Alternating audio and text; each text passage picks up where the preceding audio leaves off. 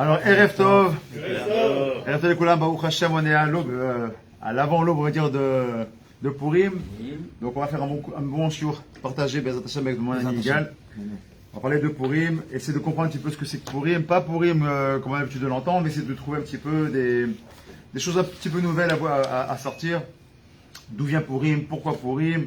Bien sûr, il y a le Pshat, comme vous le savez tous, c'est le sens propre de l'histoire que tout le monde connaît dans la Megillah. Et nous, on va essayer d'aller un petit peu plus loin. Donc moi, je voudrais commencer déjà. Déjà poser une question. Je n'ai pas spécialement la réponse. Peut-être que la réponse, c'est vous qui l'avez. Le cours, il est acheté par quelqu'un. Ah oui, pardon, Chazak. Le cours, il est acheté par Yaakov Mordechai, Chazak, justement pour le mérite d'Esther et de Mordechai, et que le mérite nous protège tous, et tout le Ram Israël, Bezrat Hashem. Alors, regarde. Déjà, une question à poser. Alors, regarde, je te pose aussi la question, peut-être que tu auras la réponse. La fête de Purim s'appelle Purim, donc c'est un pluriel. Maintenant j'ai une question à vous poser pour laquelle je ne vais mettre pas la réponse. C'est une question que je me suis posée. Dans la Megillat Esther, d'abord c'est quoi Purim en français? On devait traduire Purim. Qu'est-ce que c'est un pour?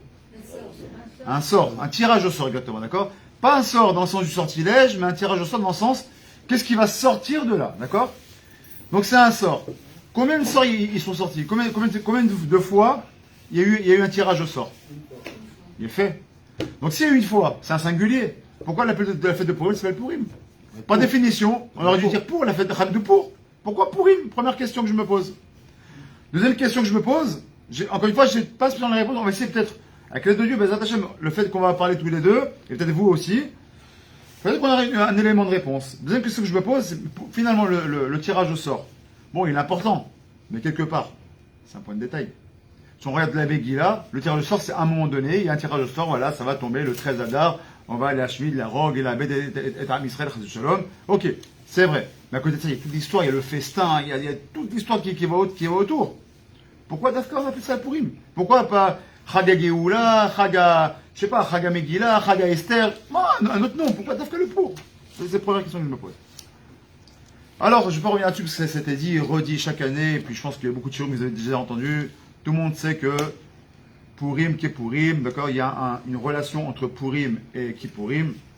On a l'habitude de dire que Purim est plus grand que Yom Kippour, parce que Yom Kippour, finalement, on l'appelle Yom HaKippurim, le jour qui ressemble à Purim. Donc de là, on apprend des Chachamim que Yom Purim est plus grand que Yom Kippour.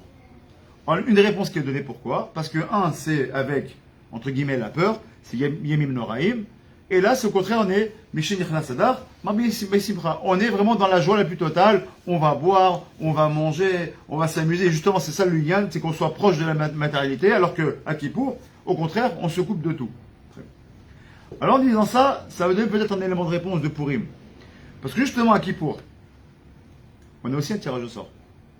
Lequel il est? Lequel est-il? On a le tirage au sort avec le bélier de la Azazel. D'accord? On va tirer au sort lequel des béliers va être celui pour la Azazel et celui qui sera les Korban Lachem. Donc là aussi on a un pour. Et si on dit qu'on a un pour à Purim et un pour à Kippourim, peut-être qu'on peut difficilement dire comme Yom Kippour c'est Kippourim, peut-être que Purim ça engendre, ça inclut à la fois Purim et Yom Kippour. Alors pourquoi je dis ça? Coco, tu n'as pas de là parce que j'ai besoin de rêve.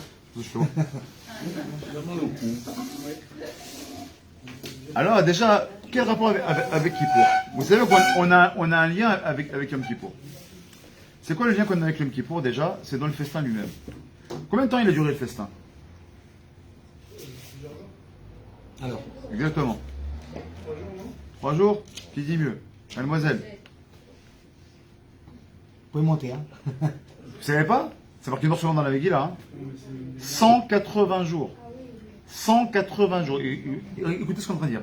Pendant 180 jours de festivités non-stop, un festin qui a duré 180 jours. Et quand est-ce qu'il a commencé? Quel jour ça a commencé, d'après vous? Je parle de la blessure du calendrier hébraïque. Quel jour a commencé le Michté? Son festin à lui? Non. Ça aurait pu, mais non. Et donc ça tombe quand? Exactement. Alors le Rav Zemir Cohen, il a fait son décompte. Et sur les Chachamim, sur le Midrash, c'était le 1er Nissan. Donc 6 mois après, on tombe quand? Le 1er Tishri. Donc on aurait dû dire ça tombe normalement, donc 6 mois après, c'est donc, ça a terminé à Rosh Hashanah. Or, ce qui est marqué là-bas, c'est que il a fait un festin, dans lequel il y a donc 180 jours, mais après il a rajouté encore 7 jours. Pourquoi 7 jours? La fameuse histoire où ça va commencer, où il a fait venir Vashti, qu'il a voulu faire donc sa femme, l'a fait venir nue pour lui montrer qu'elle était la plus belle, etc. C'est au 7e jour. Donc c'est 187 jours. Mais vu que les mois hébraïques, ils ne sont pas toujours à 30, des fois ils sont à 30, des fois ils sont à 29, etc. Quand on fait le décompte pour arriver bidouk à 6 mois, on arrive le 3 du Tishri. Gimel Betishri. Plus les 7 jours qu'il a rajouté du festin, on arrive donc le 10 Tishri. Donc on tombe à Yom Kippour. Déjà on voit une relation entre Yom Kippourim, d'accord, la fête de Kippour, dans laquelle le festin commençait, et le jour où c'est terminé. Donc pourquoi c'est grave? Parce que pourquoi finalement il s'énerve avec le Ham Israël? Parce que le festin s'est terminé quand? Yom Kippour. Et comme c'est marqué Shevei, là-bas nous disent les Chachamim, l'Ostam Shevei c'était aussi Shabbat. Donc c'était Yom Shabbat, Yom Kippour, et tous les juifs de l'époque là-bas, ils étaient au festin tranquillement, oubliés là-bas dans les murs de cette beuverie, si on peut appeler ça comme ça.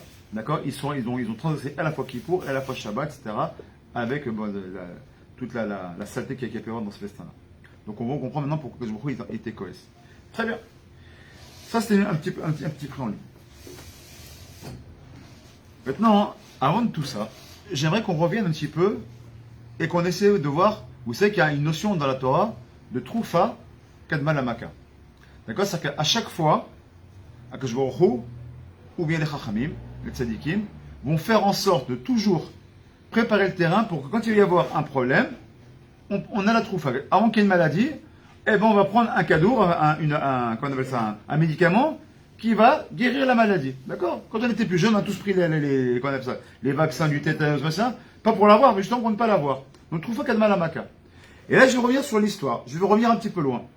Je vais revenir à l'histoire de Yosef Hatzadik, qui est roi d'Égypte, et qui va faire venir ses frères, puis son petit frère Benyamin, puis son père, etc. Donc il y a quelques allers-retours. Finalement, il y a eu combien d'allers-retours? Si on regarde bien, si on revient dans le livre de Bereshit, il va y avoir 4 allers-retours. D'abord, les Bnei Israël qui vont, je parle des Shifteya, d'accord, donc les tribus, qui sont envoyés par Yaakov pour aller récupérer à manger.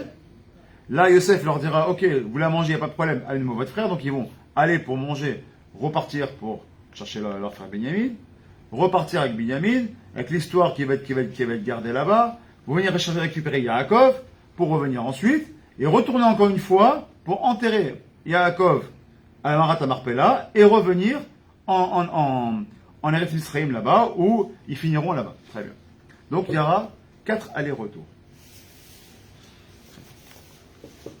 Ce qui m'intéresse ici, c'est une phrase qui a été dite, quand on voit là-bas, quand on retient d'Égypte, c'est marqué comme ça, dans le Pasouk, même Gimel, Lamed Dalet, c'est marqué là-bas que Yosef Hatzadik, il a vu ses frères, il les a invités à un michté. Le premier michté, c'est pas maintenant avec la Megillah. Le premier michté de l'histoire, c'est Yosef Hatzadik qui fait ça avec ses frères, qui demande à ce qu'ils restent pour manger avec eux. Mais ce qui est très étonnant, on parle de Yosef Hatzadik.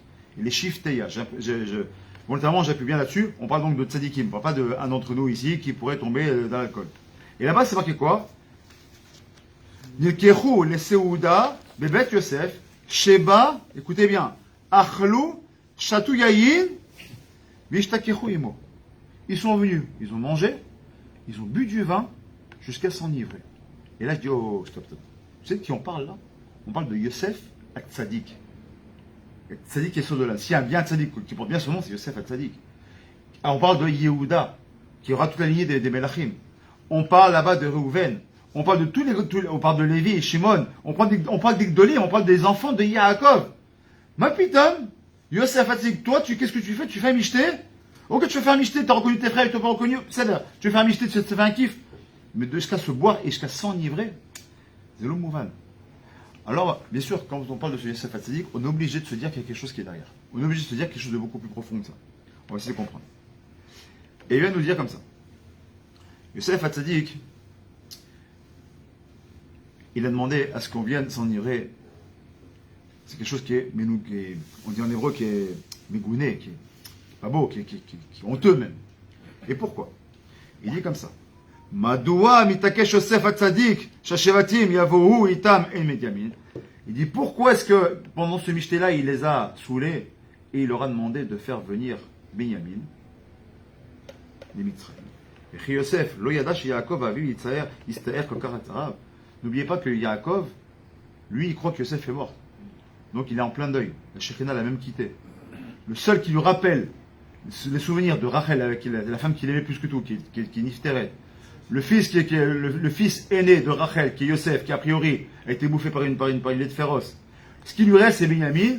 Et là, Yosef, qu'est-ce qu'il dit? Fais-moi venir Binyamin. Mais dis-moi, t'as pas de pitié pour ton frère, pour ton père? Déjà, il est dans le tsar. Tu lui rajoutes encore du tsar. Question qui est posée. Chez Bevadaï, on est obligé de dire que quoi? Chez les Yosef Hatzadik, Kavana Mouka. On est obligé de dire que Yosef Hatzadik, il avait une pensée extrêmement profonde. On essaie de comprendre laquelle c'est. Très bien. Alors, déjà, pour agrémenter tout ça, on va d'abord ramener les écrits du Ari Akadosh. Le Ari Akadosh nous dit comme ça que, dans un livre qui s'appelle le Likud de Torah, il nous dit comme ça. Dans le livre de Bereshit, quand on a la création du monde, c'est marqué là-bas, Va'aretz Haïta, Tohu Vavohu. La terre, elle était, en français, Tohu Bohu. D'accord, elle était Tohu Vavohu. D'accord? Et après, c'est marqué, Vechocher, Apneteon. Et là-bas, les Chachamim sont même Rashi sur place. Qu'est-ce qu'il va nous dire? Donc, qui est reprise par le Ari Kadosh, mais Rashi aussi sur place nous dira, de quoi est-ce qu'on parle? Pourquoi il y a eu 4 mots? Tohu, Vavohu, Chocher, Veteon, Peneteon. 4 mots pour nous dire, ça va nous rappeler les 4 galouillottes du Ham Israël. Effectivement, on a eu Bavel, on a eu Yavan, on a eu Edom, et on a eu qui? On a eu Madaï. Donc si on a eu Tohu, c'est le premier, c'est Keneged, Bavel. Ensuite on a eu Vavou, c'est Keneged quoi? Madaï. C'est quoi Madaï? C'est de la Perse. Donc c'est la deuxième. Ensuite qu'est-ce qu'on a eu? Vechocher. Chocher c'est quoi? C'est quoi le Chocher? C'est les ténèbres. Et c'est quoi la fête qui représente la guerre contre les ténèbres? Bien fait. Donc c'est Yavan. Très bien. Et la dernière, bien évidemment, on est encore en plein dedans. Alpeneteum, celle qui n'a plus les abîmes, littéralement, c'est quoi? C'est Edom dans lequel on est encore enfoui jusqu'à aujourd'hui. Très bien. Ah, il a fait. Rappelle-moi ton prénom. Klamit. Très très très bonne question. Et Mitzrayim, dans tout ça, c'est pas une galoute? 410 ans, c'est pas suffisant, même si on a réduit un petit peu, mais 400 ans de galoute, c'est pas suffisant, pourquoi on n'en parle pas? C'est une bonne question. Alors on va y venir, parce que le Chida Kadosh, il a eu ta question. Qu'est-ce qu'il va dire? Le Ari Kadosh dit, Madoua lo eskir, la midrash galout Mitzrayim. Toda Rabba, le Ari Kadosh. Pas la cavote. Le Ari Kadosh, il pose ta question, il dit, mais attends, t'es gentil, toi, tu m'amènes 4. Et où la 5e, Mitzrayim? La réponse est la suivante. Le Mitzrayim, elle est collette, les koulam. C'est dans Mitzrayim, et les 4 autres. Et on en veut pour preuve laquelle? On va dans le début du livre de Shemot. Pourquoi c'est important de lire la Torah, pas simplement dans le Pshat, mais c'est d'aller un peu plus profondément dans les choses, dans les écrits de la Torah. Parce que qu'est-ce qu'il est marqué là-bas? C'est marqué Ve'ele Shemot bene Israël, Abaim, Mitzrayima. Donc c'est déjà que les Bnei Israël ils sont déjà au livre de Shemot, tu me dis voilà, qu'ils arrivent en plus au présent. Abaim Mitzrayima, mais ils sont déjà ils sont déjà arrivés de tout le livre de Bereshit, ils sont déjà dans Mitzrayim. Qu'est-ce que tu viens dans le livre de Shemot me dire qu'ils arrivent? Ils sont déjà là. Le Chida Kadosh, sur ça, qu'est-ce qu'il va nous dire? Mazé Abaim Mitzrayima. Il dit, tu sais quoi le mot Baïm, ça te sous-entend quoi? Mitzrayima, donc Mitzrayima c'est l'Égypte. D'accord? Mais Baïm, Mazé Baïm, ils sont venus. Baïm c'est Bet, Aleph, Yud, même, comme par hasard. Bet c'est Bavel, Aleph c'est Edom, Yud c'est Yavan, et même c'est Madaï. Pour nous dire que le Chida Kadosh nous dit, mais attends, mais bien sûr. Parce que quand ils ont pris ils sont arrivés en Égypte, pourquoi c'est au présent? On te dit Abaï Mitzrayima, parce que si tu crois que c'est la seule galoute que le Ham Israël va avoir, malheureusement, on se trompe. Nous dit le Chida Kadosh, pourquoi c'est au présent? Parce que Abaï Mitzrayima, c'est le début, c'est la plus grosse, c'est celle qui est collée, comment on appelle, qui va englober Chazak, qui va englober les autres. Mais en fait, Abaïm, jusqu'à celle des Dom. Alors maintenant qu'on a compris ça, on a compris qu'il y avait 4 galouillottes qui sont compris dans la 5e. Et dans la 5e, où justement dans Mitzrayim, il y a déjà notre ami Yosef Hatzadik et ses frères, on comprend pourquoi tout commence déjà à Mitzrayim. On va essayer de comprendre. Donc là maintenant, qu'est-ce qu'il nous dit? Comme vous le savez tous, à Pessah, on prend 4 verres de vin, Nachon. Pourquoi 4 verres de vin? Exactement. Votseti, Vetsalti, Vegalti, Velakarti.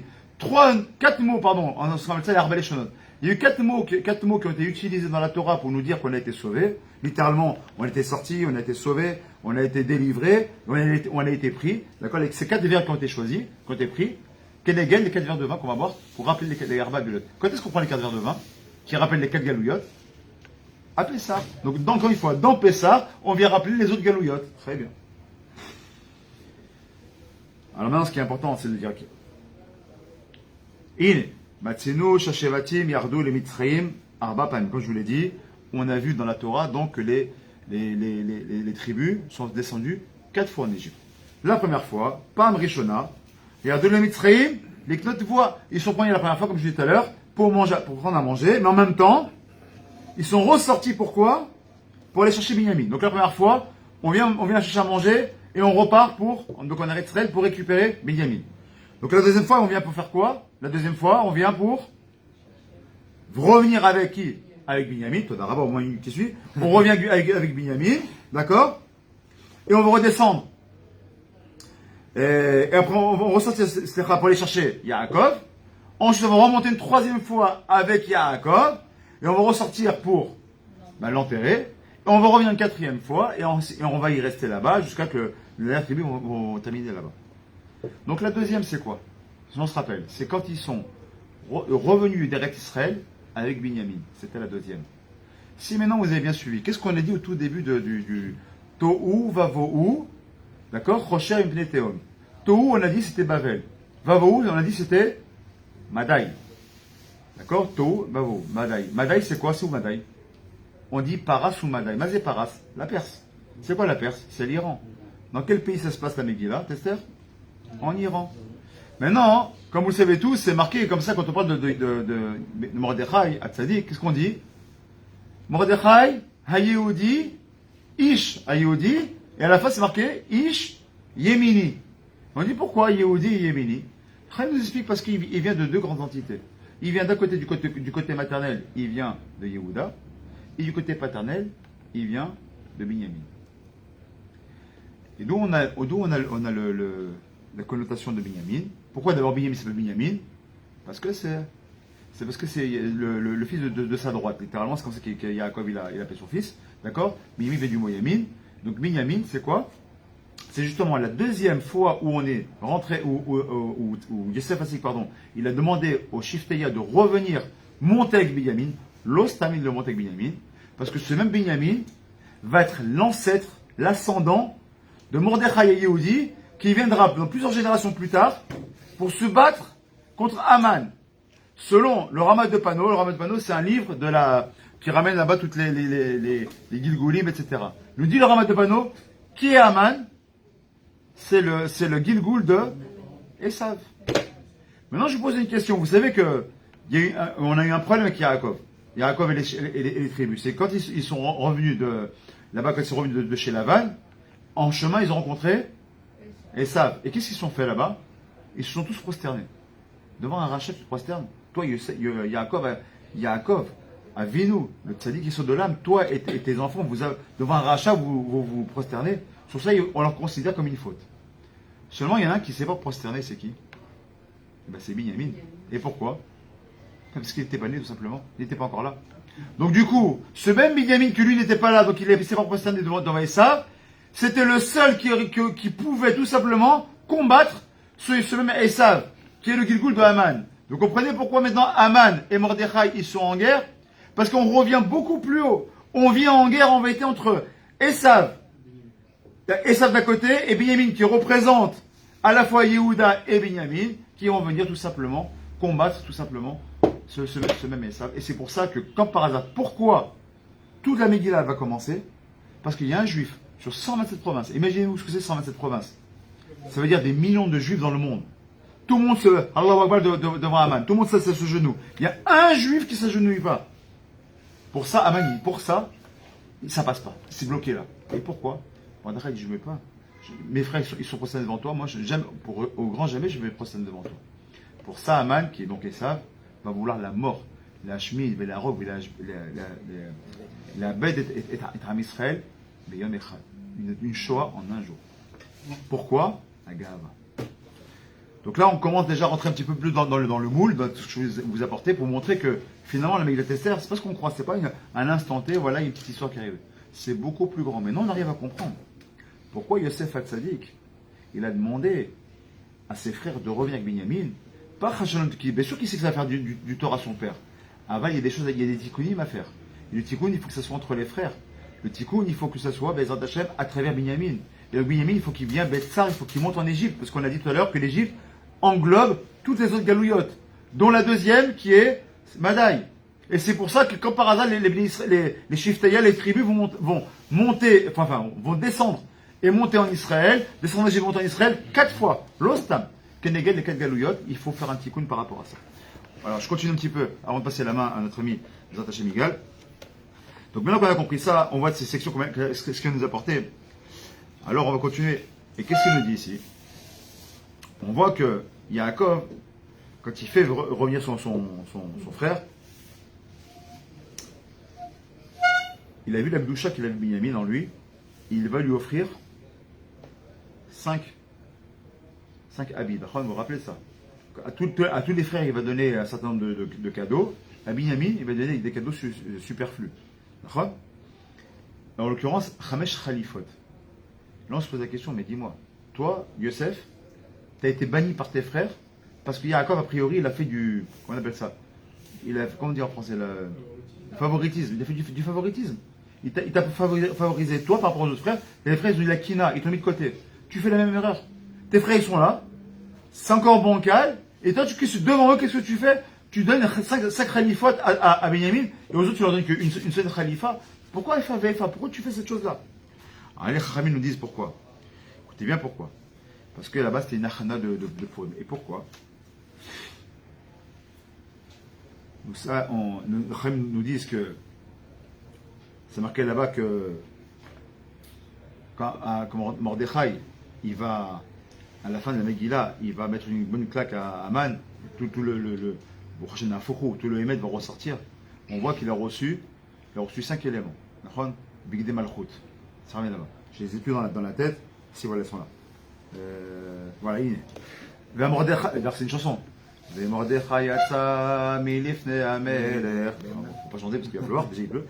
Mordechai yatsa milifne amelech. Et c'est marqué quoi? Belevouche, donc habillé. Belevouche malchut de quoi? Techelet, vechur, vateret zaav, gedola, vetarchich butz, vergaman. Comme par hasard, il y a 5 mots qui sont utilisés. On voit la prophétie de Yosef Hatzadik. Pourquoi il a donné 5 khalifot?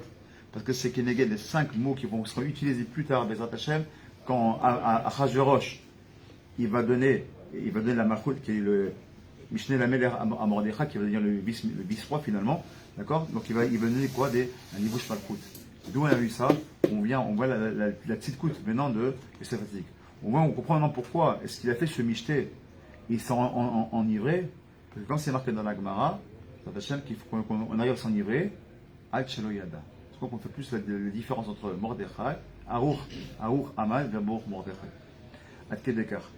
Donc, comment on doit prendre ça au sérieux? Combien on voit que les Chachamim, les Tzadikim, déjà Mirosh, ils avaient compris qu'il allait avoir un problème. Et Mirosh, ils ont eu un petit coup de problème, Baruch Hashem. Donc là, on voit combien, Baruch Hashem, c'est pas une histoire comme ça qui vient d'ailleurs, c'est une histoire qui vient depuis le commencement, depuis déjà en Égypte où on était en Galoute. On a commencé à préparer, Baruch Hashem, déjà la prochaine Géoula. Alors, comme Abiyachar, il vient de préciser, on voit que Baruch Hashem, Purim, on peut le voir quand même d'une façon un peu différente de ce qu'on a l'habitude. Et Dafka, dans Halakha, c'est comme ça, même dans la Gemara, c'est marqué là-bas, que quelqu'un qui vient, qui a un sévère d'études, d'accord, maintenant qui est Kavoa, d'accord, le mot Torah Neged Kulam, il n'y a pas plus haut que l'étude de la Torah. Pourquoi? Pas l'étude de la Torah pour nous, pour faire les beaux et aller à droite à gauche. Étudier, pourquoi? Pour se coller à Kadosh Baruch Hu. Donc c'est le seul chemin qu'on peut prendre. Les gens, ils aiment des fois venir, on fait une petite aparté comme ça rapide, dire voilà, moi Kadosh Baruch Hu, il est dans mon cœur, t'inquiète pas, je sais. Et chacun malheureusement, il fait son Shulchan Aruch à lui. Chacun il prend un peu dans son potager ce qu'il a envie de faire, ce qu'il n'a pas envie de faire. Et après, chacun a son petit jardin secret. Et voilà. Maintenant, on voit que on doit arrêter l'étude de la Torah, ce qui nous colle le plus avec la Kadosh Baruch Hu. Pourquoi? On arrête tous les mecs, on va aller écouter la Megillah. Problème. Alors maintenant, tu prends maintenant, on m'a dit le Baba Saleh, tu prends le Rida, tu prends le Chazonish, tu prends Rabbi Miluvavitch. Qu'est-ce qui se passe? Il donne un shiur maintenant qu'à voir telle heure à 8h du soir. Les amis, on arrête, ce soir il n'y a pas de shiur. On va tous s'arrêter, on ferme les gmarottes et on va aller écouter la Megillah.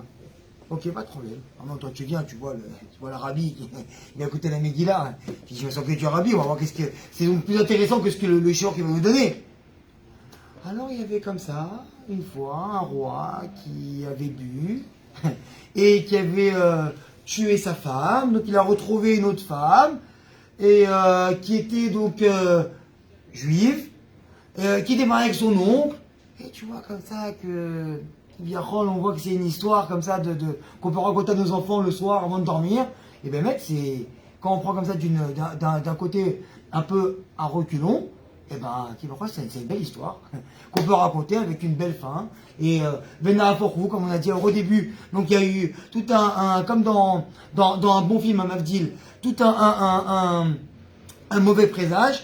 Et après, à partir d'un moment où on voit la mission Route Nefesh de Esther qui arrive, et après, et tout se change, tout s'inverse, et on a une belle fin, et on va bien dormir, et tout va bien. Puis alors, qu'est-ce qui se passe là-bas? Qu'est-ce qui s'est passé? Si les Chachamim, ils sont venus nous dire, il faut que tu arrêtes ton étude, et la seule chose, pourquoi tu vas pas arrêter ton étude, quand toi tu vas pour aller écouter la Megillah, c'est un Met Mitzvah. C'est quoi un Met Mitzvah? C'est la personne que, l'Olénou, l'Olechem, que on marcherait comme ça, dans la rue, maintenant, ça peut pas arriver, mais dans l'endroit où il n'y est pas habité à l'époque, et qu'on voit que l'ol et nous, on voit un corps, et personne ne peut l'enterrer. C'est la seule et unique chose qu'on puisse faire pour à l'encontre de la Megillah. Et si on n'a pas écouté la Megillah parce qu'on s'est occupé de la Mitzvah, alors chez Megillah, c'est bon. Pourquoi on arrive quoi jusque-là? Jusqu'à la mort, jusqu'à qu'on voit quelqu'un qui n'est pas enterré, pour que nous, on puisse venir, et qu'on doit déroger et venir ne pas écouter les Megillah. Alors Dafka les Chachamim viennent et nous disent qu'il y a quelque chose qui va se passer dans la Megillah, que quand on va venir écouter, c'est peut-être plus haut que ton étude de Torah. Et pourquoi?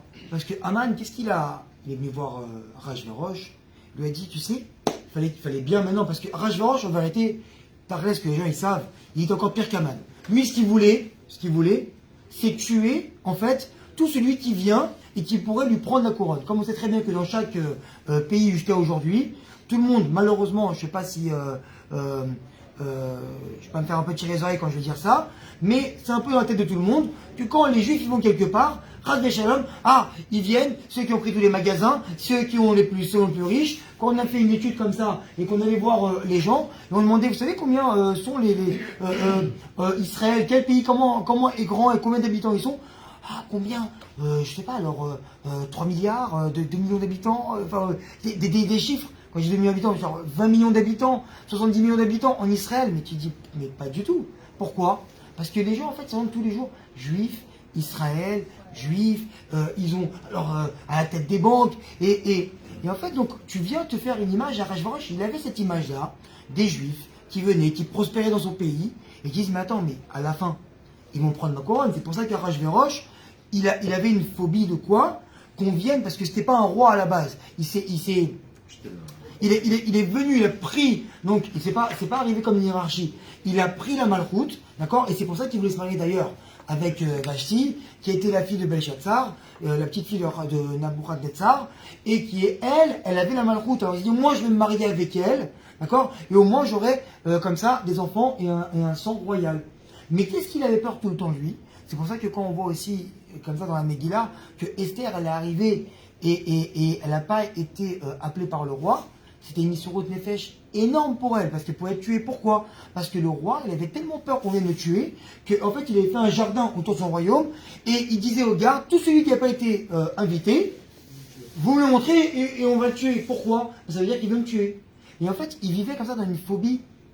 Et donc, il ne pouvait pas tuer les juifs directement, et c'est pour ça aussi qu'il avait fait un michté énorme. Pourquoi? Pour dire que maintenant, 3 ans après que j'ai pris la royauté, eh ben, tous les amis je vais les inviter, d'accord? Ils vont être là autour de moi et ils vont reconnaître ma royauté. Donc toi, tu veux quoi? Manger poulet, frites, machin? Ok, pas de problème.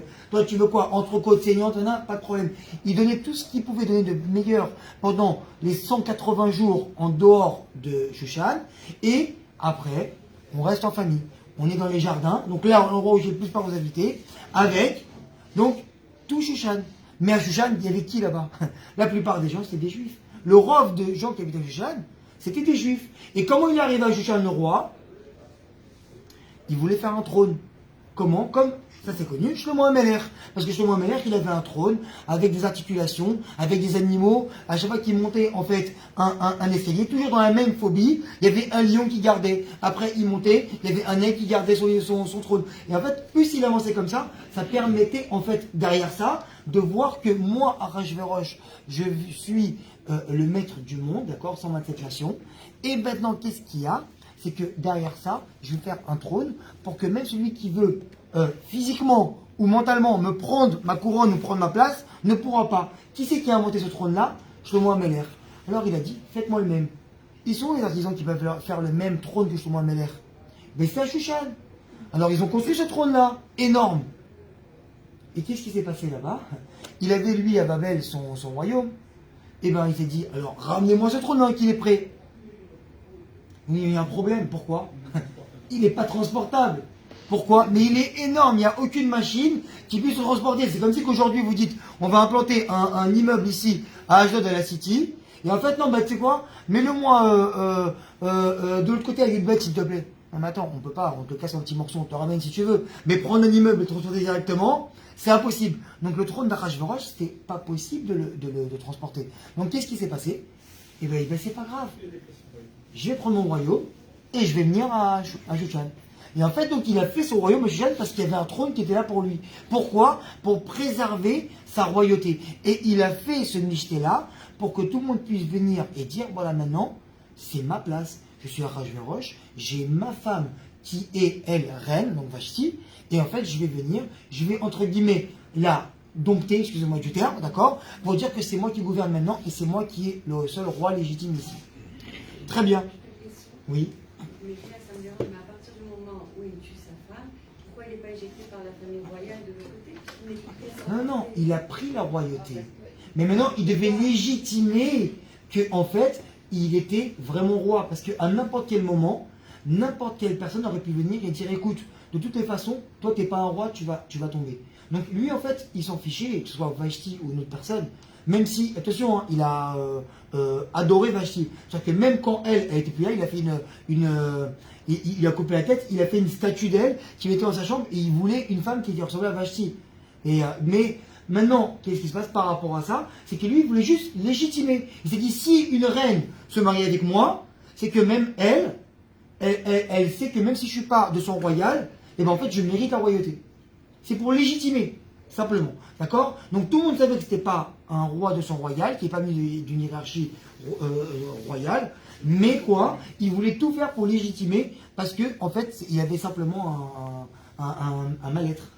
Et en fait, il fallait toujours qu'il se prouve, justement avec ces habits-là du Kohen Gadol qu'il a mis, et tout ça pour dire que c'est moi, je veux c'est qui le roi des rois? C'était Shlomo HaMelech qui était le roi le plus sage, et qui avait construit le Beth Amikdash. Alors Davka, je veux le même trône que lui. Et en fait, chaque chose était là pour légitimer le mal-être qu'il avait d'être à sa place, mais ne pas avoir ce sang royal.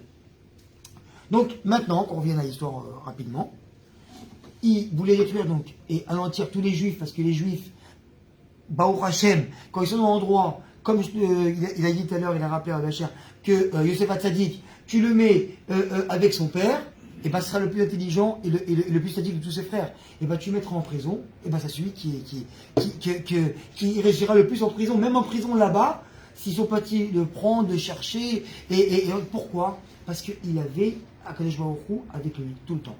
Très bien. Donc maintenant Achashverosh se retrouve devant Aman, et Aman il vient, lui dit, écoute, on a un peuple qui est là, qui ne se mélange pas, d'accord?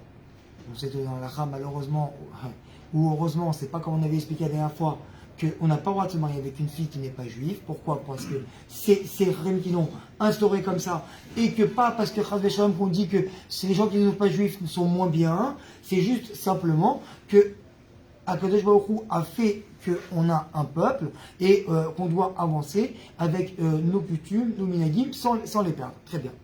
Maintenant, ils ne veulent pas boire et pas manger ce que nous on mange et ce que nous veut boire. C'est-à-dire que maintenant, même dans le Midrash médien, il dit que même si vous, le roi, maintenant, vous prenez votre verre et il y a ici votre verre à côté, s'il y a une mouche qui tombe dedans, vous enlevez la mouche, vous la jetez, ils boiront le verre de vin. Par contre, un verre de vin, vous mettez votre doigt dedans, votre doigt royal, et ben, ils ne toucheront plus jamais le vin, ils ne le boiront pas. Et donc, en fait, ça s'appelait le roi, donc c'est très bien. Et il dit quoi? Et il ne parle pas la même langue que nous, la Shana Kodesh. Nous, normalement, il y avait des. Pour Tarles, il y a des rabbinim jusqu'à aujourd'hui que Shabbat, ils ne parlent pas la langue du pays. Ils parlent qu'en hébreu, la Shana Kodesh. D'accord? Donc, en fait, nous maintenant, on ne s'est pas mélangé aussi par rapport à ça. Et quoi? Et ce n'est pas pareil que nous. Parce qu'on sait très bien que même dans l'Halakha, même si on ne doit pas. Ce n'est pas une obligation de s'habiller en noir et blanc, mais un juif, tu dois le reconnaître quand tu vois quelqu'un dans la rue. Si toi, tu t'habilles en tant que juif, on doit savoir que tu es juif. Alors maintenant, tu viens, tu mets ta kippa, tes tzitzit, tu mets ton béguet d'une façon comme ça ou comme ça, peu importe, mais on doit reconnaître que tu es juif. Et maintenant, donc, tout ça, mais quoi? Mais ils sont un peuple, comme on a dit tout à l'heure, mais Fourad, mais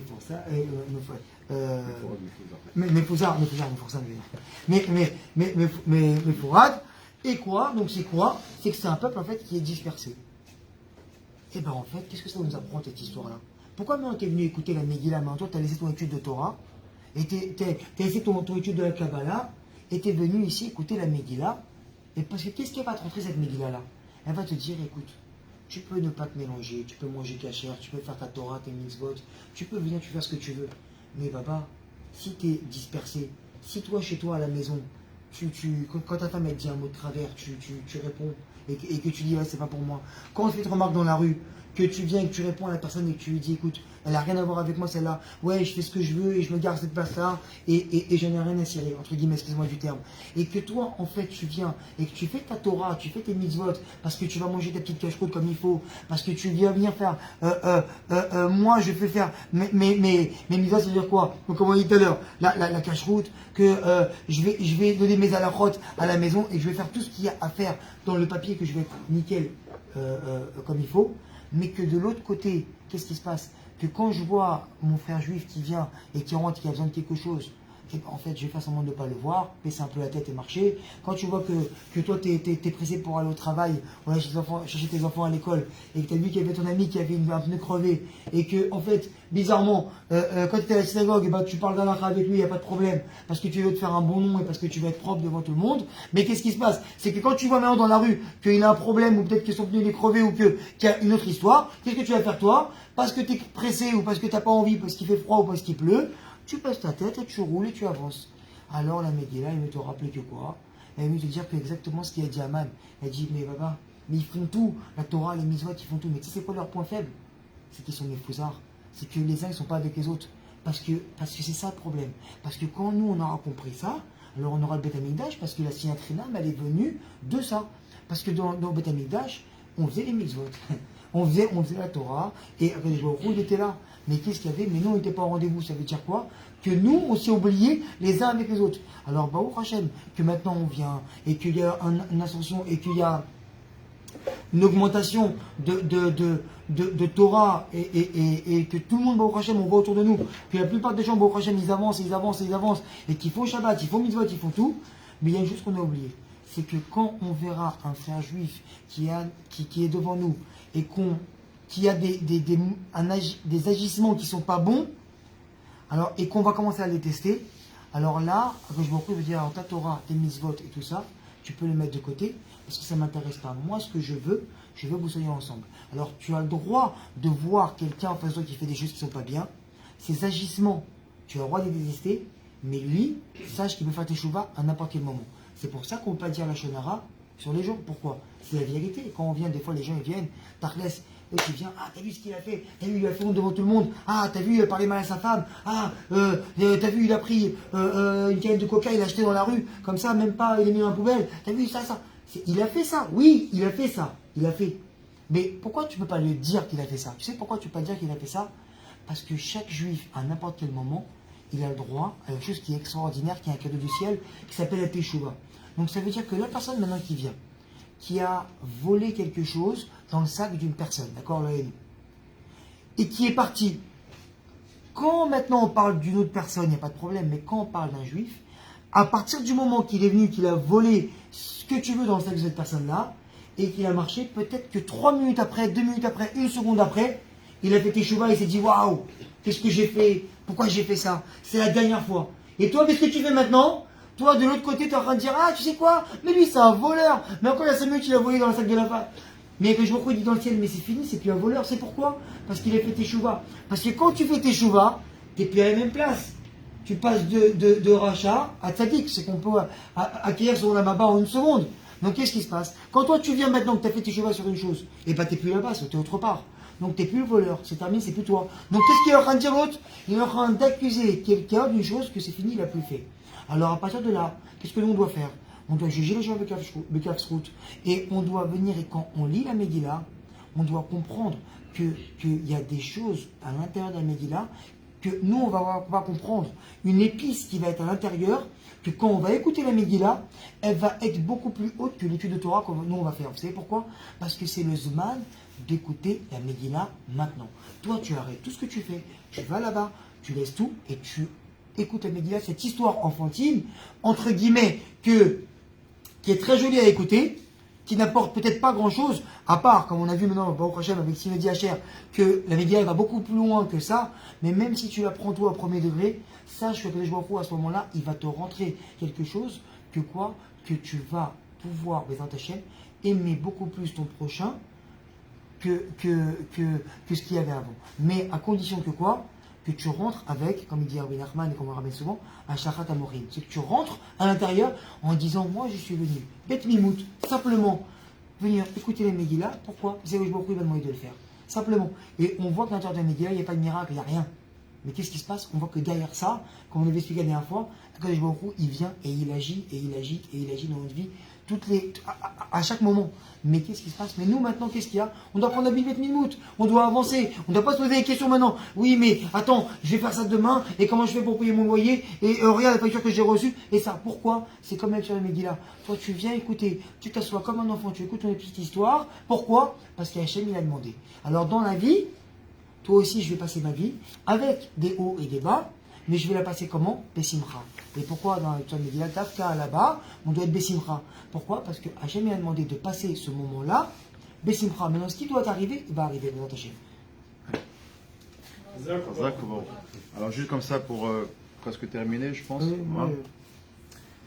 Alors, pour revenir un petit peu sur le fameux Teilim qu'on va lire pendant Purim, et aussi déjà pendant le jeûne de Purim, le fameux Eleli Lama Zaftani. Mon Dieu, pourquoi tu m'as quitté? Quand est-ce que Esther elle a dit ça? C'est juste avant d'aller voir Achashverosh. Vous savez qu'à cette époque-là, un roi, s'il t'appelle pas et tu viens le voir, même fils du roi, tu peux être mis à mort. Donc là, Mordechai lui dit t'as pas le choix. Il faut aller voir le roi, il faut que tu intercèdes auprès de lui, etc. Il faut que tu ailles. Et on dit que quand elle est rentrée, il y avait tellement de Touma là-bas que la Shekhina l'a quitté. C'est qu'Esther, c'était une des prophétesses. Donc il y avait la Shekhina qui l'accompagnait. Quand elle est rentrée là-bas, elle a senti que, pitom, un noir total. Plus rien. Et là, elle a dit, Eli, lama zaftani. Mon Dieu, pourquoi tu m'as quitté? Je sens que t'es plus avec moi. Là, je me sens, excusez-moi le terme, je me sens nu, je suis toute seule. La question qu'on peut se poser, c'est pourquoi 2 fois le mot Eli. Une fois, ça aurait pu suffire. Mon Dieu, pourquoi tu m'as quitté? Eli, lama zaftani. Lama, Eli, lama zaftani. Alors déjà, Rabbi et Shao Pinto, il ramène comme ça que qui ramène le Shulchan Aruch. Le Shulchan nous dit que celui qui tend la main, d'accord, alors on doit lui donner. Et Dafka Purim, c'est une halakha. On a le droit, quand on demande la tzedaka, on a le droit, quand c'est marqué, c'est-à-dire qu'on a le droit de donner du kavod à une personne. On peut aussi la suspecter. Pourquoi? Quelqu'un qui demande de l'argent, par exemple, on peut se poser la question, ok, c'est pourquoi pour quelqu'un qui va rendre à la synagogue tous les matins, il vient avec un papier, machin, on peut voir pourquoi, est-ce que c'est vraiment un vrai papier, est-ce qu'il demande de l'argent, on a le droit de lui donner du kavod, mais aussi d'être rachoud. Yom Purim, Shulchan Arour, Mefourash, quelqu'un tend la main, on n'a pas le droit d'être rocker, on doit donner. On doit avoir des pieds sur soi et on doit donner sans regarder. Et pourquoi t'as fait à ce moment-là? Parce que pendant Purim, c'est un moment qui est Mesougal. Après, j'ai marqué ici sur mes petits papiers là, quelques ségoulottes intéressantes qui sont pendant cette période-là, sur lesquelles on peut, vous attacher bien prier.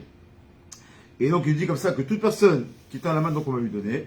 De la même manière que quand Esther Amalka, elle a dit Eleli, la Mazaftani, on voit qu'Akash Baruch Hu, il est venu et il a aidé, parce que la finalité, c'est que Naafochu, tout s'est retourné. Très bien. Alors, quelque chose qui est intéressant quand même, avant d'aller plus loin, c'est que on peut se poser la question pourquoi est-ce que Zeresh, Ishto chez Aman, parce que c'est elle, cette pourriture-là, cette sorcière, c'est elle qui a dit à Aman comment il fallait tuer Mordechai. L'important, c'est pas venu stam comme ça. Mais pourquoi? Qu'est-ce qui est venu dans sa tête? Comme ça, elle lui dit, bon, on n'a qu'à le pendre. Peut-être plus rapide, il fait donner du morora, je sais pas, mais là, à l'époque, ça se faisait bien. J'étais à la fournaise ardente, fais le bouet, j'étais au lion, des choses comme ça. Alors, regardez bien ce que nous dit le Midrash. Le Midrash nous dit comme ça que, elle était voir son mari, écoute. Tu sais, chez les Juifs, faut faire attention, parce que ils ont un scout à vote. Et par rapport au mérite de leur tzadikim, ils peuvent être libérés. Ils peuvent être sauvés. Et il donne l'exemple, ça nous dit le Midrash. Et il dit, si tu veux le jeter dans la fournaise ardente, tu peux pas. Pourquoi? On a déjà eu Hanania et Michaël, Azaria, que eux aussi, ils ont été jetés dans la fournaise ardente. Ils sont sortis indemnes. Donc, le feu ardent, ça marchera pas. Il a dit, ok. Et la fosse au lion. La fosse au lion, on a eu Daniel, avec Nabucodonosor. Pareil, il est sorti comme des petits matous, comme si, il dit, ça marchera pas non plus. Et il continue comme ça. La prison, Youssef Hatzadik, il est rentré en prison, il est sorti vice-roi du monde. Tu veux mieux que ça? Et ramène comme ça, tu veux lui crever les yeux? Shimshana Gibor. Donc elle va prendre comme ça un certain nombre de possibilités de faire du mal à Mordechai. Et à chaque fois, elle lui dit, il y a un problème, c'est que tout a déjà été utilisé comme patente. Et il dit par contre une chose qu'on n'a jamais vue chez les tzadikim, chez eux, c'est le pendre haut et court. Tu vas le pendre et là ça va. Et pourquoi elle pense à ça?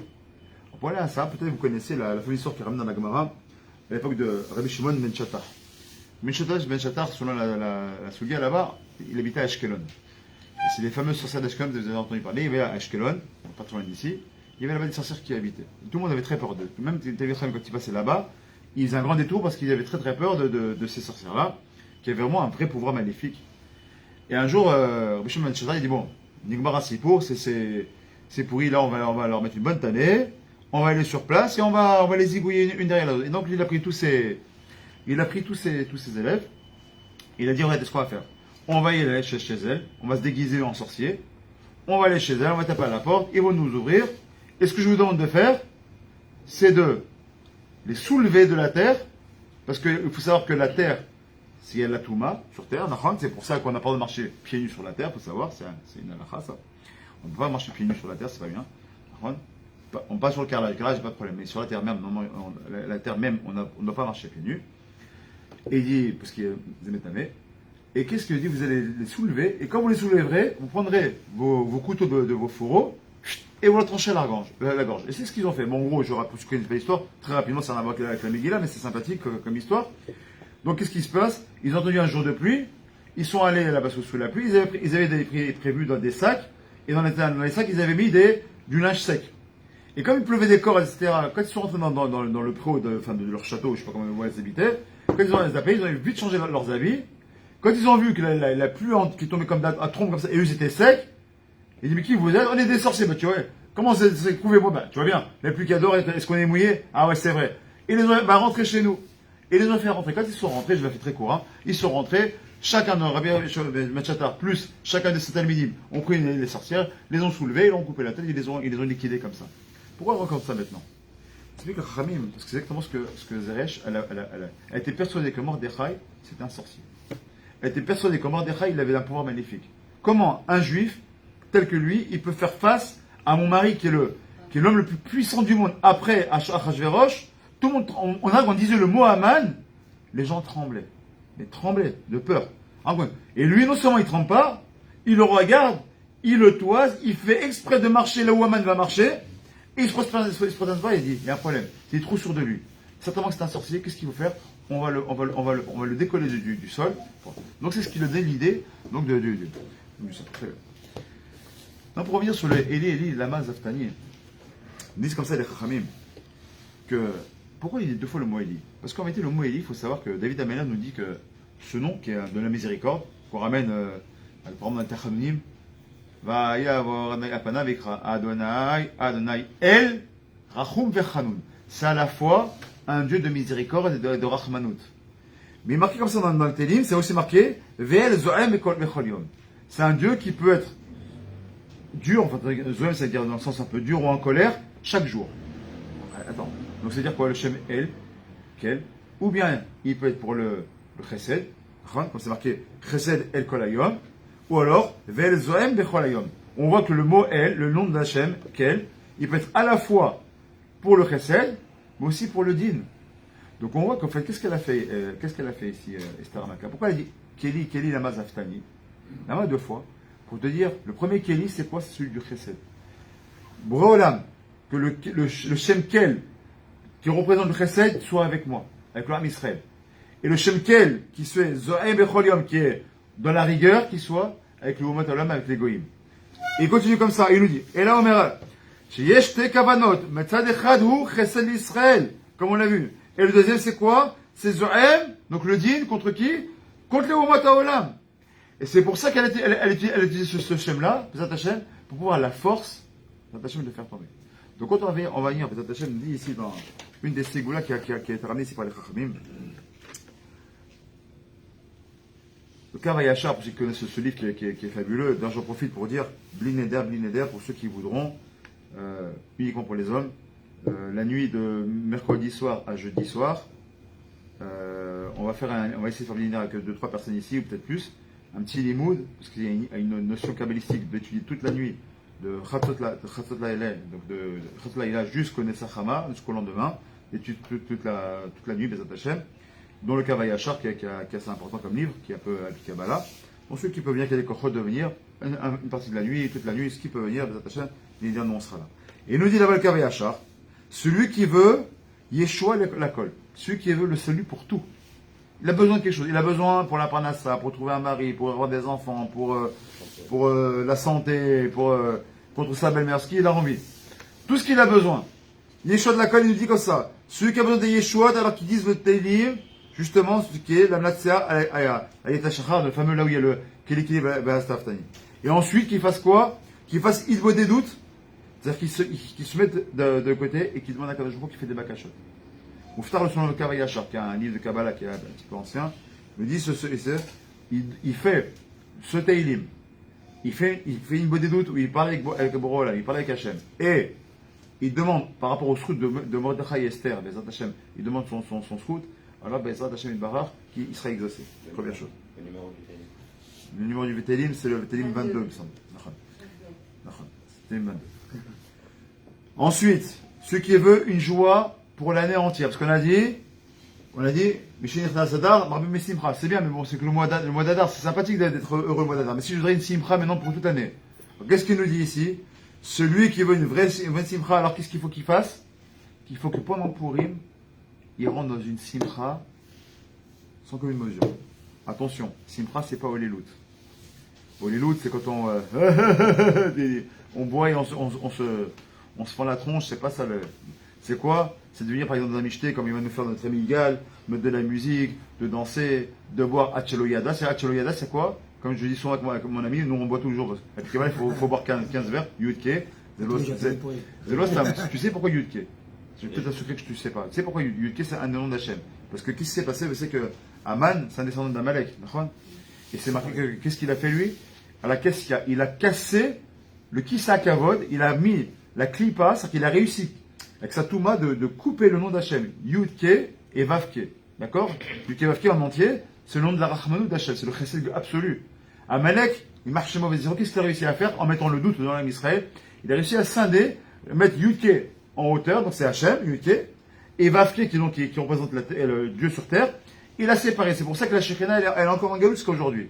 D'ailleurs, on a un petit remède par rapport à ça. On a un passou qui s'appelle, on le chante, Yismechu Hashamaim. Vetagel Haaretz. Regardez bien les Rachetevot. Yismechu Hashamaim. Yud He. Yismechu Hashamaim. Vetagel Haaretz. Vav He qui est en bas. C'est que lui, il a réussi à couper ça. Nous, quand on vient, pourquoi on boit 15 verres de vin selon Harry Kadosh? 15 verres de liqueur. Alors, t'es pas obligé de boire des chopes, hein. Des petits verres, mais tu les bois comme ça. Pour regarder justement à la kessia, le kessia qui est. Combien ça fait en gématrie à kess? Kess, c'est parce que le kessia, il a été coupé. Kess, c'est kaf. Et sa mère, ça fait combien? Ça fait kaf, c'est 20. Sa mère, c'est. Pense sa mère, hein, sa mère. Ça fait 60. Ça fait combien? Ça fait 80. Yud, kess, ça fait combien? 15. Combien ça fait? 80 et 15? 95. Bravo. Maintenant, je prends le mot Aman. Combien ça fait Aman? He, c'est 5. Mem, ça fait 40, ça fait 45. Noun, c'est 50, ça fait combien? Exactement 95. Quand tu viens boire ton verre de vin, c'est quoi une cifra que tu as donné? Pourquoi tu bois? Pas pour être un blaireau qui s'est à moitié endormi sur sa chaise, c'est pas ça qu'on te dit. Tu sais pourquoi tu vas boire? Parce que tu as la kavana de casser, de contrecarrer Aman. De dire, ce Aman là, je vais boire. Et quand tu vas boire, tu as pensé à Yosef Hatzadik qui a bu avec Yehuda, Reuven, Issachar, etc. Quand ils ont bu, pour justement, à l'époque, ils avaient bu en prévision de ce moment-là où il faut boire Mishté. C'est pas marqué une Tseouda, c'est marqué Mishté. Pourquoi on appelle ça un Mishté? Parce que la racine du mot Mishté, c'est quoi? C'est Shtir, de l'ostam. C'est-à-dire, oui, c'est une Tseouda, mais le principal de la Tseouda, c'est de boire. S'il y a bien un moment où il faut boire, d'après, il boit du vin, d'après, c'est à ce moment-là. Donc celui qui dit non, je bois pas, tu comprends, il n'a rien compris. Parce que c'est vrai que c'est une Tseouda, mais c'est peut-être Tseouda, c'est une Tseouda de mitzvah. Rempli de simcha qui est El Mitzvah et là, Yayin Adom Vebassa. Si tu ne bois pas du vin, sur la Torah, la strict halakha, il n'y a pas de simcha si tu ne manges pas de la viande rouge et du bon vin. Donc on va faire cette mitzvah là. Donc celui qui fait cette chose là, nous dit comme ça le Chidush Harim, nous dit que celui qui va se réjouir pendant le mois de Purim, Muftachlo, on lui fait une assurance des cieux sur le Chidush Harim, que toute l'année durant, Bezrat Hashem, il fera les mitzvot Besimcha, et donc il sera toujours lui-même Besimcha, Bezrat Hashem, parce qu'il va faire, il aura, comme tu l'as dit tout à l'heure, il aura l'amour d'Akadosh Baruch Hu, Avat Hashem. Ensuite, nous vient le Sefer Habayit. Et le Sefer Habayit nous dit quoi? Qu'il est bon de multiplier les tfilotes. Et des belles tfilotes, pour ceux qui est un petit peu prestève, il y a un livre qui s'appelle L'écouter tfilote, qui a été écrit par Rabbi Nathan au nom de Rabbi Nachman, qui est un chef-d'œuvre. Justement là-bas, il y a une fila qui tourne en ce moment, qu'il faut dire pendant Purim. Si vous ne l'avez pas, je le mettrai dans le groupe de Oel Moshe. Vous attachez d'écouter de filote là-bas, où justement il est très bon de faire des filotes. Pourquoi? C'est un jour de grand ratson. On a dit que c'est un jour-là qui est aussi grand, voire même plus grand que Yom Kippourim. Si Yom Kippourim, on te pardonne de tes fautes, Kalvachomer Kapurim, on te nettoie de toutes tes fautes. Donc, Bezat Hashem, en plus Besimcha Rabba. Donc, c'est important, Bezat Hashem, donc de prier avec un grand ratson. Nous dit Sefer Habayit, il termine comme ça. Et en Stécha, ça c'est le Khatam Sofer qui nous dit que celui qui étudie la nuit de Purim, c'est marqué ici, c'est marqué, tout celui qui étudie la nuit de Purim est assuré du Olam Haba. Tout celui qui fait un effort, pourquoi? Et pourquoi Dafka? Parce qu'en général, Purim, qu'est-ce qu'on fait tous?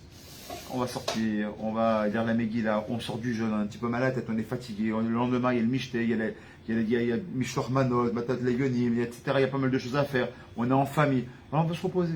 Donc l'étude de la Torah, elle est passée cette nuit-là, elle risque d'être oubliée. Donc c'est Mida Kadegei Mida. Si toi maintenant tu viens, tu t'éveilles, tu restes justement au contraire pendant que tout le monde va dormir, toi Dafka, c'est anti-humain entre guillemets. Tu as besoin de dormir, tu es fatigué, tu es comme tout le monde. Et toi, tu viens, tu fais un effort, des attachés, Misurut Nefesh, comme Mordechai il a fait. Qu'est-ce qu'elle nous a sauvé? C'est le Misurut Nefesh de Esther et de Mordechai. Si toi, si tu fais la Misurut Nefesh, ça, Mouftar Lecha sur le Khatam Sofer, pas selon moi, d'avoir des attachés au Olam Haba. Dernière chose qui est ramenée ici, que j'ai trouvé, le Rav Pinkus, il nous dit comme ça, que Purim est un Zman, comme il y en a passé, dire quoi? Il nous dit que, bon, à Kabbalah, ce qu'on appelle les Echel et Kodesh, vous savez que ceux qui ont des bons livres de Tfilot, là-bas, quand on fait de la tefila, on monte dans des chalim. C'est comme des espaces, si vous voulez, des espaces-temps, dans lesquels on monte dans les mondes spirituels. Nous dit comme ça le Rav Pinkus, tout celui qui fait Purim Besimcha, Muftachlo, qui va monter tous les échelons de tous les niveaux. Alors, bien sûr, c'est pas au niveau du corps, c'est au niveau spirituel, au niveau de la Neshama. Le Neshama peut monter jusqu'au Kisa Kavod, encore une fois, je crois qu'il y a Kessia Bezat. Et il dit mieux que ça. Rafikus, il dit que même la Neila, le monde de la Neila, on n'arrive pas à l'atteindre. Vous savez c'est quoi le monde de la Neila? Pourquoi c'est super important? Parce que la Neila, c'est le seul moment, à l'époque, où on avait le Beth Amikdash, et on avait le Kohen Gadol. Vous savez qu'il y a 5 niveaux d'âme. Et je terminerai avec ça, Bezrat Hashem. C'est un chidouche pour certains. Si ça l'est pas, ben, on revient sur ça. On a tous Nefesh, qui est au plus bas. Suivez-moi. Qu'est-ce qu'on a après? On a Ruach. Ensuite, on a Neshama. Qu'est-ce qu'on a ensuite? Vous savez qu'il y a encore d'autres niveaux qui sont beaucoup plus élevés. On a Chaya et Yechida. Chaya, selon certains, on peut l'atteindre, même de nos jours, selon certains, si on est très kadosh. Quand est-ce? À Minchat Shabbat. C'est le seul moment où celui qui fait migvé, qui étudie la Torah, qui met des bonnes marches Shavot, etc., il pourrait atteindre Chaya pendant Shabbat. Yechida, c'est impossible. Le seul qui va avoir Yechida, c'est qui? C'est le Kohen Gadol, le jour de Kippour, dans le Kodesh HaKodashim. Donc c'est représenté aujourd'hui par la Neila, c'est le moment où on est Naoul. Neila, ce qui est Naoul, on vient fermer, on vient sceller totalement toute notre filote. Je vous dis ici le Rafin Kous, Purim, il a cette dargala de pouvoir monter jusqu'à Yechida, à Kedekar. Vous avez compris que combien Purim, c'est pas une petite fête. Sur les Chachamim nous disent que quand le Machar va arriver, c'est la seule fête. Il y en a qui disent qu'il y a ça plus le Chadouka. Mais selon tout le monde, Purim, c'est sûr que c'est la seule fête qui est. En tout cas, c'est la fête qui sera encore après le Mashiach, tellement elle est puissante. Cette année, on fasse un bon Purim. Je nous souhaite à nous tous un Purim Samer, Bezrat Hashem. Un petit dernier mot de là-bas. Non, rien que dire une petite chose très très légère. Que bizarrement, on passe tous les jours à côté de la Megillat Esther. Et qu'est-ce que nous, on va dire Megillat Esther? Esther qui est de quoi? Qui est des choses qui est cachées, d'accord, Esther. Et Megillah, en vérité, bizarrement, c'est Mégoulé, c'est montrer ce qui est caché.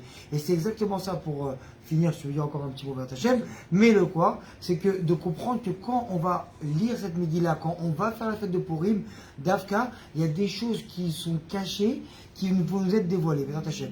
Alors que, vers Hachem, qu'on arrive pas comme il a dit, bien cher, boire modérément, pourquoi? Pour sortir un peu de notre vision et horizon comme ça, où on est toujours fermé. Sortir un peu plus loin que ça, pourquoi? Pour pouvoir recevoir les choses qu'on n'aura pas pu recevoir. Donc préparer Bezrat Hashem Purim comme il faut, c'est quoi? C'est d'arriver joyeux, de bonne humeur, d'accord? On fait la fête avec tout le monde. De boire du bon vin. Boire du vin gentil, Bezrat Hashem, pas le vin de l'autre côté, calme. Et Hachem, que ce soit vraiment une fête de Simcha pour tout le monde et pour pouvoir recevoir ce que je me trouve nous donner. Et très bientôt le Mashiach. Amen. Zak Obaro.